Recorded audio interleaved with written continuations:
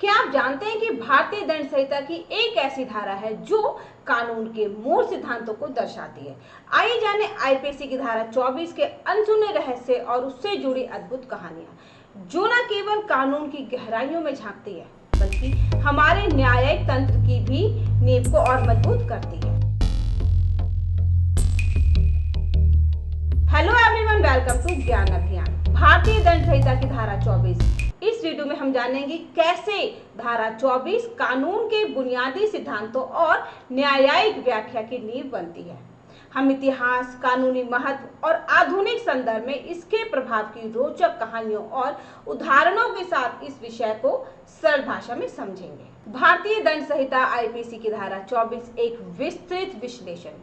भारतीय दंड संहिता 1860 भारतीय आपराधिक न्याय प्रणाली की रीढ़ है। इसमें वर्णित विभिन्न धाराएं न केवल आपराधिक अपराधों की परिभाषा और दंड निर्धारण करती हैं, बल्कि न्यायपालिका के सामने सुसंगत व्याख्या के लिए एक मजबूत ढांचा भी प्रस्तुत करती है। आज हम चर्चा करेंगे आईपीसी की धारा 24 की, जो कि कई बार कम चर्चित रहने के बावजूद संहिता के प्रारंभिक सिद्धांतों और व्याख्यात्मक नींव को दर्शाती है। आईपीसी का ऐतिहासिक परिप्रेक्ष्य और धारा 24 का स्थान। भारतीय दंड संहिता का निर्माण ब्रिटिश काल में हुआ था और इसे भारतीय न्यायिक प्रणाली में लागू करते समय पर संशोधन किए गए हैं, जबकि अधिकांश धाराएं जैसे कि हत्या, बलात्कार या धोखाधड़ी पर विशेष ध्यान केंद्रित करती हैं। कुछ धाराएं, विशेषकर प्रारंभिक हिस्से, सिद्धांतों की स्पष्टता के लिए महत्वपूर्ण होती हैं। धारा 24 भी ऐसे ही एक प्रावधान के रूप में सामने आती है, जो संहिता के व्यापक ढांचे में एक बुनियादी मापदंड स्थापित करती है। धारा 24 का पाठ और मूल भावना। धारा 24 का शाब्दिक पाठ कई अद्यतन संस्करणों में उपलब्ध है। यदि हम संहिता के उस हिस्से का अध्ययन करें जहां यह धारा स्थित है, तो पाया जाता है कि इसका मूल उद्देश्य कानूनी सिद्धांतों के एक सेट को स्पष्ट करना है, जिससे अपराधों की व्याख्या और दंड निर्धारण में एक समान दृष्टिकोण अपनाया जा सके। यद्यपि इस धारा का व्यापक न्यायिक निर्णय नहीं हुआ है, किंतु इसकी भाषा और संरचना से यह स्पष्ट होता है कि इसे कानूनी तर्क शक्ति और सटीकता के लिए रखा गया है। धारा 24 की कानूनी व्याख्या। मुख्य बिंदु। सिद्धांतों का आधार, स्पष्टता और परिभाषा। आईपीसी के प्रारंभिक हिस्सों में दी गई परिभाषाएं और स्पष्टीकरण आगे की धाराओं की व्याख्या में मार्गदर्शक का कार्य करते हैं। धारा 24 भी इसी दिशा में कार्य करती है। आपराधिक मंशा और परिणाम। कानूनी तर्क में यह महत्वपूर्ण है कि अपराध के लिए न केवल क्रियाकलाप बल्कि उसकी मंशा और परिणामी प्रभाव भी देखा जाए। धारा 24 के संदर्भ में यह सिद्धांत स्पष्ट रूप से सामने आता है। व्यवहारिक दृष्टिकोण। न्यायपालिका में स्थान। न्यायालय जब संहिता की धाराओं की व्याख्या करते हैं तो शुरुआती धाराओं में निहित सिद्धांतों को ध्यान में रखते हुए आगे की धाराओं पर विचार करते हैं। धारा 24 की व्याख्या से यह सुनिश्चित होता है कि कानून के अन्य प्रावधान एक सुसंगत आधार पर खड़े हों। विवाद और विवादास्पद मुद्दे। चूंकि धारा 24 पर सीधे तौर पर अक्सर कोई बड़ा विवाद नहीं देखा गया, फिर भी यह उन मामलों में संदर्भ बिंदु बन जाती है जहां अपराध की परिभाषा या दंड निर्धारण में भाषाई अस्पष्टता का सवाल उठता है।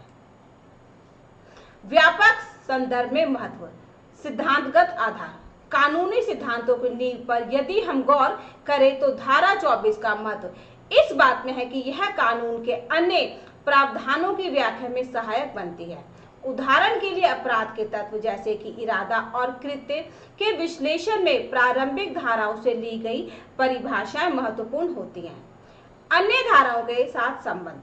आईपीसी में कई धाराएं एक दूसरे से संबंधित है। धारा 24 में निहित सिद्धांत आगे चलकर अपराध की व्याख्या, दंड की मापदंड प्रणाली और अपवादों के प्रावधानों में भी झलकते हैं। न्यायिक दृष्टिकोण और उदाहरण। हालांकि धारा 24 को लेकर न्यायिक विवाद या विशेष मामले कम ही देखने को मिले, परंतु न्यायाधीश अक्सर संहिता के अन्य प्रावधानों के साथ इस धारा के सिद्धांतों का हवाला देते हैं। उदाहरण स्वरूप मंशा और कर्म का विश्लेषण। जब किसी आपराधिक कृत्य की मंशा और परिणाम पर चर्चा होती है तो न्यायालय प्रारंभिक धाराओं में वर्णित सिद्धांतों से सहारा लेते हैं। विवादों में सहायक भूमिका। कुछ मामलों में जहां अपराध के तत्वों की व्याख्या में संदेह उत्पन्न होता है, वहां धारा 24 के सिद्धांत स्पष्ट दिशा प्रदान करते हैं। आधुनिक प्रासंगिकता। आज के समय में जब अपराध और उसके व्याख्या में लगातार परिवर्तन हो रहे हैं, धारा 24 जैसे प्रावधान कानून की स्थिरता और निरंतरता को सुनिश्चित करने में सहायक है। न्यायिक सुरक्षा। स्पष्ट और पूर्व निर्धारित सिद्धांत न केवल आपराधिक प्रक्रिया को आसान बनाते हैं, बल्कि आरोपी के अधिकारों की भी सुरक्षा करते हैं। कानूनी शिक्षा में महत्व। छात्रों और कानूनी शोधकर्ताओं के लिए प्रारंभिक धाराओं का अध्ययन कानून की व्यापक समझ विकसित करने में महत्वपूर्ण होता है। अब हम कुछ बहुविकल्पी प्रश्न करेंगे और जानेंगे कि हमने कितना सीखा। भारतीय दंड संहिता की धारा 24 का मुख्य उद्देश्य क्या है? इसका सही जवाब है ऑप्शन बी, कानून के मूल सिद्धांतों की स्पष्टता। धारा 24 में किस बात पर विशेष जोर दिया गया है? इसका सही जवाब है ऑप्शन सी, कृत्य और मंशा दोनों पर।